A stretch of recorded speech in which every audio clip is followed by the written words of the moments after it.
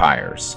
Arguably the most popular monster in modern history. Certainly the favorite of Hollywood. In nearly a century of cinema, there have been more than 300 films made about this undead creature that feasts on blood and fears the sun. Although myths of nocturnal bloodsuckers have appeared in nearly every culture since time immemorial, the vampire as we know it today wasn't fomented until it was popularized in a series of novels in the 19th century, the most enduring and canonical being Dracula. And unlike the rise and fall in popularity of most movie monsters, the vampire has never truly gone out of style, taking on the societal concerns or wish fulfillment of each successive decade. This was certainly true of the 1980s, which saw a plethora of vampire flicks, portraying them as traditional, comedic, or in the case of 1985's Fright Night, metatextual, with the hero battling the undead alongside a faded film actor whose speciality had been playing vampire hunters. 1987 would prove to be a banner year for the undead, with over a dozen films released on the subject, and produced perhaps the greatest vampire film of the decade, if not all time. No, not The Lost Boys. I'm talking about Near Dark. At its heart, Near Dark is the story of Caleb Colton, played by Adrian Pasdar. He's a lonely Oklahoma farm boy yearning for a different life. The opportunity to achieve that arrives late one night in the form of May, a mysterious and luminous drifter, played by Jenny Wright. Their mutual attraction leads to a fun and romantic evening spent together, culminating in a farewell kiss, unlike any Caleb has ever known.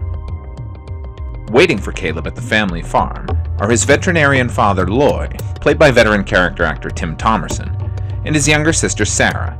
They watch helplessly as Caleb's wish for a new life is made horrifyingly real when it comes roaring across the Oklahoma plains. Released on October 2nd, 1987, with little to no fanfare, Near Dark shares parentage with two incredible filmmakers. It was co-written and produced by Eric Red, who began his film career just 1 year prior, with the screenplay to The Hitcher, an absolutely terrifying cat-and-mouse thriller set against the lonely highways of the American Southwest. Near Dark's other progenitor was co-writer and director Kathryn Bigelow. Long before she became the first female Academy Award winner for directing, she had made only one previous feature film, a rockabilly throwback called The Loveless. Caleb finds himself the newest unwitting and unwilling member of a cadre of nomadic vampires. But although they share their need for blood and vulnerability to sunlight, they have little in common with the cemetery-dwelling fanged fiends of yore. They are a purely American breed of vampire, prowling the deserted byways and empty vistas of the country, searching as much for rollicking good times as fresh victims, giving them the appearance of an Old West gang of outlaws. In fact, don't let the modern trappings and overt genre tropes fool you. Near Dark is a Western, but more on that later. Initially, Caleb rejects his new undead family, trying to make his way back home. Hey, looks like the local cinema is playing Aliens, which is apropos given this film's cast. Leading the gang is Jesse Hooker, a centuries-old vampire with a murky history. Let's put it this way, I fought for the South. South? We lost. That's Lance Henriksen. His wild intensity and gravelly voice have served him well in a lifetime of villainous and haunted roles. Incidentally, James Cameron wrote the role of the Terminator with Mr. Henriksen in mind, and he shares the distinction of being killed by three of the most well-known sci-fi villains of the last 40 years. The Terminator, the Predator, and the Alien. The only other actor who could lay claim to such a distinctive honor is the late, great Bill Paxton. Here, Mr. Paxton portrays Severin, the clan's roguish wildcard. Born and raised in Fort Worth, here he is in a photo outside the Hotel Texas greeting John F. Kennedy on the day of his assassination. He began his career directing and starring in short films, like this one for the Barnes & Barnes novelty classic, Fishheads, before nabbing smaller roles in films like Weird Science, Streets of Fire, and his breakout turn in Aliens. While it might be said he'd do more meaningful work in the future, in films like Apollo 13, One False Move, and the HBO series Big Love, it's his unhinged and gleeful performance here in Near Dark that may very well be the best of his career. It doesn't hurt that he gets all the best lines. Finger licking good. Rounding out this cinematic Aliens reunion is Jeanette Goldstein as Diamondback. She blazed, quite literally, onto the screen as Vasquez. Unlike her co-stars, however, she was not only killed by a Terminator, she was one. A gifted character actress, she would, years later, appear beside Johnny Depp and Benicio del Toro in Fear and Loathing in Las Vegas. A film that also features a cameo by Caleb's dad Loy, Tim Thomerson. Last, but by no means least, is Homer, an old man trapped eternally in a child's body. He's played by Joshua Miller, who many children of the 80s will recognize from his bizarre turn as Richie in an even more bizarre cult film, Teen Witch. And although not an Aliens alum, Mr. Miller does present an odd bit of cinematic coincidence. His father is Jason Miller, who portrayed Father Karras in The Exorcist. Jason Miller's other son just so happened to star in 1987's competing vampire opus The Lost Boys, Jason Patric. With the possibility of returning to his former life becoming increasingly remote, Caleb is faced with a near debilitating problem: the thirst for human blood. His refusal to kill becomes a major contention between himself and the rest of the gang, particularly when they learn how he's been subsisting every night. These scenes between Caleb and May provide the film with simultaneous jolts of eroticism. If there's anything sexier than his drinking her purloined blood in a field of oil derricks lit by the strobing flashes of heat lightning, then I don't want to know what it is. And lurking danger. If Caleb were to drink too much, it could potentially kill her. Let's talk for a moment about May, the dark heart at the center of the film. More specifically about the actress who plays her, Jenny Wright.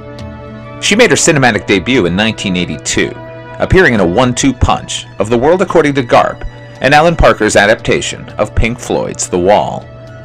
Though for years prior, she had appeared on stage, on and off Broadway, as seen here in a production of Album, where she co-starred alongside future luminaries like Kevin Bacon and a wildly underrated actor named Keith Gordon, who just a few short years later would make his directorial debut with an equally underrated independent gem called The Chocolate War, in which he cast Miss Wright in the type of role that would be her hallmark: half vulnerable, half fearless. A rare mixture that would serve her well in films like Out of Bounds, I, Madman, and Young Guns 2. But it's here, in Near Dark, where all of her formidable talent and beauty truly come to bear, with her large, soulful eyes displaying both ferocity and fragility in equal measure. While Caleb's former family spend their days searching for him in vain, his new family push him toward his inevitable fate of cold-blooded killer, leading to the first of a trio of bravura set pieces, any one of which would elevate the film above the majority of vampire films, but taken together, cement Near Dark as a modern masterpiece. Here, the gang lays waste to an entire bar full of patrons in a scene that is at turns shocking, funny, disturbing, and overall magnificent. Not the least reason why is because of the musical choices. While most films will use needle drop songs throughout, this is the only scene where Near Dark has them. There are just 4, but a more perfect set of songs could hardly exist, directing the mood from boisterous with John Parr's Naughty Naughty, to playful with Jules Holland's country kicker Morse Code, to menacing with the Cramps cover of the Peggy Lee standard Fever, and finally bittersweet with George Strait's The Cowboy Rides Away. In the following scene, Bigelow manages a near impossible feat, actually improving on a technique utilized by the Coen brothers in their debut Blood Simple. Here, as bullets tear through a wall, the resulting fingers of light are menacing for what they represent. But in Near Dark, the light itself is the menace, as Oklahoma State troopers track the gang to a Fleabag motel and unleash volley after volley of automatic gunfire. To Caleb and the rest of the gang, the bullets are mere annoyances, but the sunlight is deadly.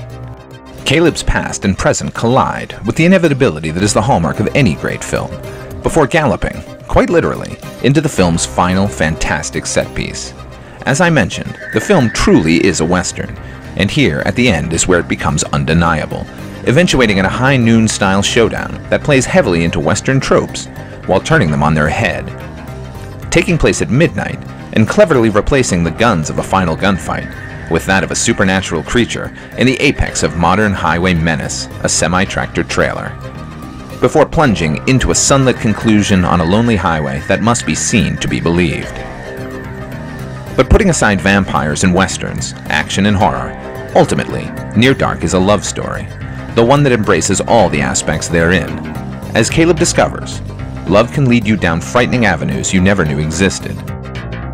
But in the end, love can also lead you back into the light.